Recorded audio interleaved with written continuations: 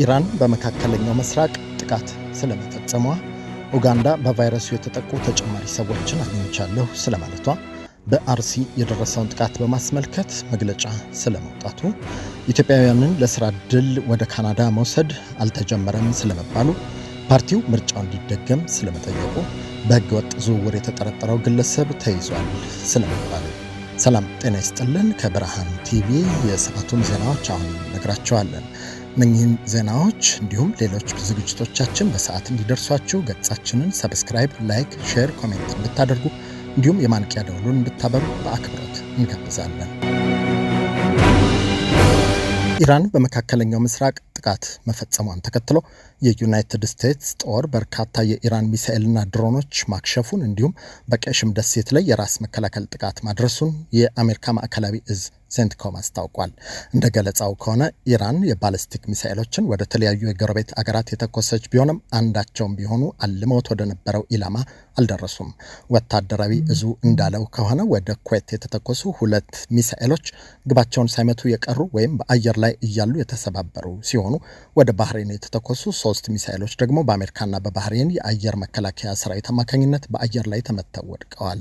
በተጨማሪም የአሜሪካ ጦር ኃይሎች ኢራን በቀጠናው ባህር ላይ በሚንቀሳቀሱ ሲቪል የጭነት መርከቦች ላይ ኢላማ ያደረገችውን 3 ባለ አንድ አቅጣጫ ተወርዋሪ አውዳሚ ድሮኖችን መተው መጣላቸውን ሴንትኮም ገልጿል። በዴሞክራሲ ጥበቃ ፋውንዴሽን የኢራን ፕሮግራም ከፍተኛ ዳይሬክተር የሆኑት ቤህናም ቤን ታሊብሉ ለፎክስ ኒውስ በሰጡት አስተያየት ጥቃቶቹ ኢራን ዋና ዋና የአሜሪካ ወታደራዊ ካምፖችን በሚያስተናግዱ የባህረ ሰላጤው ሀገራት ላይ የምታደርገውን ቀጣይነት ያለው ጫና የሚያሳይ ነው ብለዋል።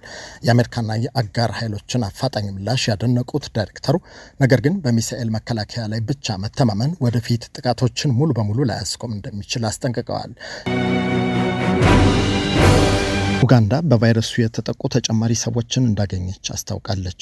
በኡጋንዳ 6 ተጨማሪ አዳዲስ የኢቦላ ተጠቂዎች መገኘታቸውን ያስታወቀው የአገሪቱ የጤና ጥበቃ ሚኒስቴር መስሪያ ቤት በአጠቃላይ በቫይረሱ የተጠቁ ሰዎች ቁጥር 15 መድረሱን አመልክቷል። ሚኒስቴር መስሪያ ቤቱ በይፋዊ የኤክስ ገጹ ላይ ባጋራው መረጃ 6ቱ አዳዲስ ተጠቂዎች ከሌሎች በበሽታው መያዛቸው ከተረጋገጡ ተጠቂዎች ጋር ግንኙነት ያላቸው መሆናቸውን አመልክቶ እስካሁን ድረስ 2 ሰዎች አገግመው ሲወጡ ሌሎች 12 ሰዎች ሕክምናቸውን እየተከታተሉ እንደሆኑ አንድ ሰው ህይወቱ ማለፉንም አሳውቋል። ከኮንጎ የተነሳው ቫይረስ ወደ ግዛቷ እንዳይገባ በሚል ኡጋንዳ አስቀድሞ ድንበር መዝጋቷን ያወሱት የመገናኛ ብዙሃን ዘጋቢዎች በተባበሩት መንግስታት ዓለም አቀፍ የስደተኞች ድርጅት የድንበር መዘጋት ሰዎች በቁጥጥር የማይደረግባቸው መደበኛ ያልሆኑ የመሻገሪያ ቦታዎች እንዲገቡና በዚህም የኢቦላ ቫይረስ ስርጭትን የበለጠ ሊያባብሰው እንደሚችል አስጠንቅቀው እንደነበር ጠቅሰዋል።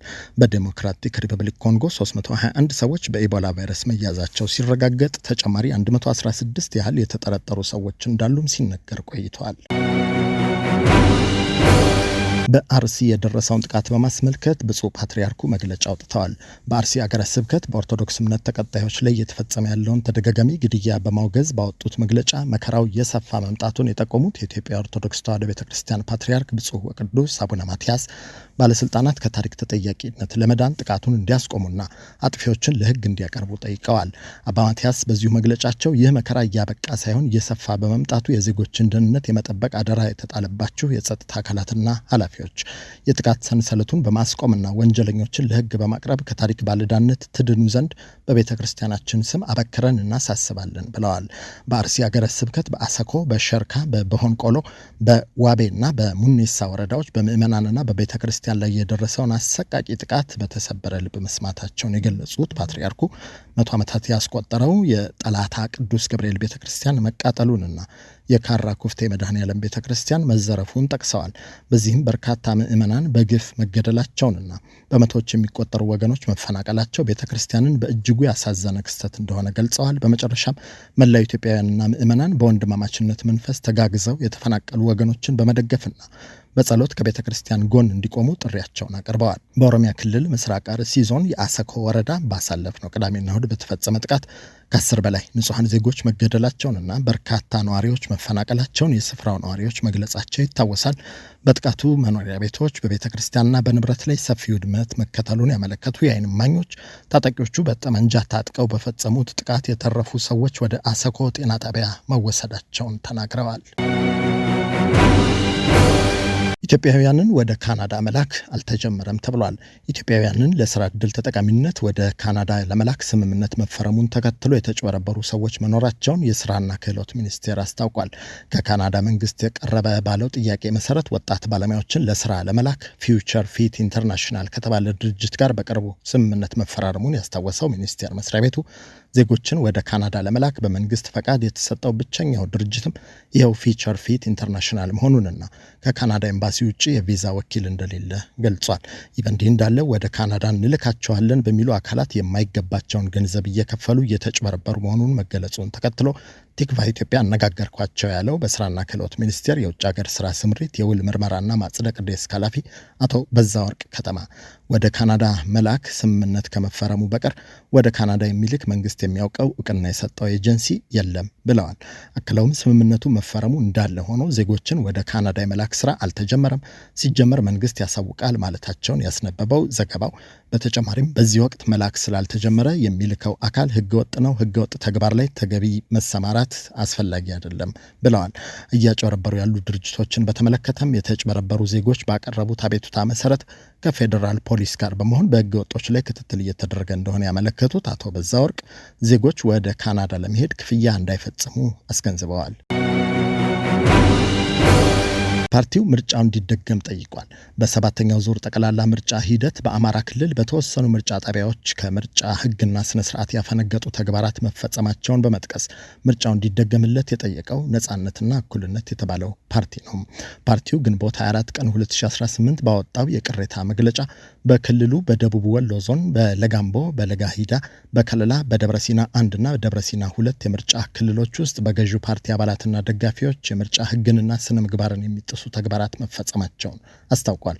ፓርቲው የመራጮችን ካርድ በነጠላ በመሰብሰብ መራጮች ወደ ቤት እንዲመለሱ ተደርጓል ነው ያለው።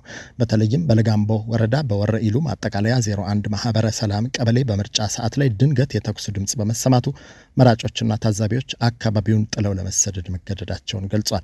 ከአጭር ቆይታ በኋላ ሲመለሱም የገዢው ፓርቲ አስፈጻሚዎች በምርጫ ጣቢያው ውስጥ ተቀምጠው የመራጮች ካርድ በገዢው ፓርቲ ኮሮጆ ተሞልተው ጠብቋቸዋል ብሏል። በተለይም የክልሉ ከተሞች በህጋዊው የፓርቲው ታዛቢዎች ከምርጫ ቦርድ ሰራተኞችና ከጸጥታ ኃይሎች በደረሰባቸው ክልከላ ሂደቱን እንዳይታዘቡ መደረጋቸውን ፓርቲው ይፋ አድርጓል። የምርጫ ቦርድ ጉዳዩን በአስቸኳይ መርምሮ አስፈላጊው የህግ እርምጃ እንዲወሰድ ድረስ ጊዜያዊ ውጤት ከመግለጽ እንዲቆጠብና ምርጫው እንዲደገም እንጠይቃለን ሲል አሳስቧል። በህገወጥ ዝውውር የተጠረጠረው ግለሰብ መያዙ ተነግሯል። በሊቱዌኒያ አንድ የኤርትራ ዜግነት ያለው ግለሰብ የኢትዮጵያውያንን ድንበር የማሻገር ህገወጥ የሰዎች ዝውውር በማደራጀት ኢትዮጵያውያኑ ደግሞ የተሰረቁ የማንነት ሰነዶችን በመጠቀም የተከሰሱበት የወንጀል መዝገብ ጉዳያቸው ወደ ፍርድ ቤት መመራቱን የሀገሪቱ ቴሌቪዥንና ሬዲዮ ዘግበዋል።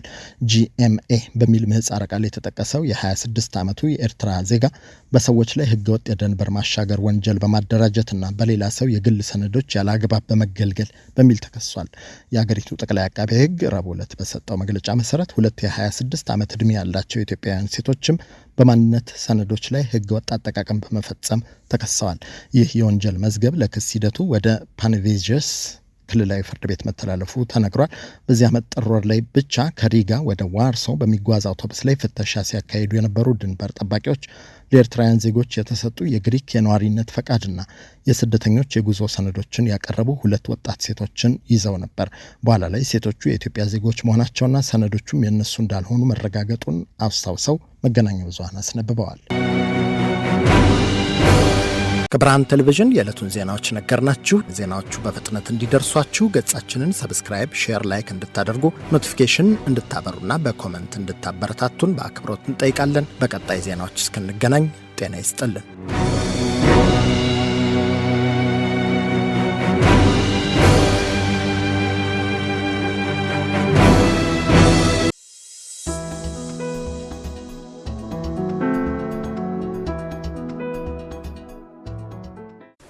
Are you a young person trying to figure out your next move? Or a young parent who needs real support, not just advice? We have built something for you. A community, a network, a place where you belong. And mentors who looks like you. Who have been where you are and want to help you get where you are going. Are you ready to take your first step? Go to sankofamentorship.org right now. Hit the Get Involved button, and you can become a mentee, become a mentor, or involve as a volunteer. And let's build your future together. See you inside!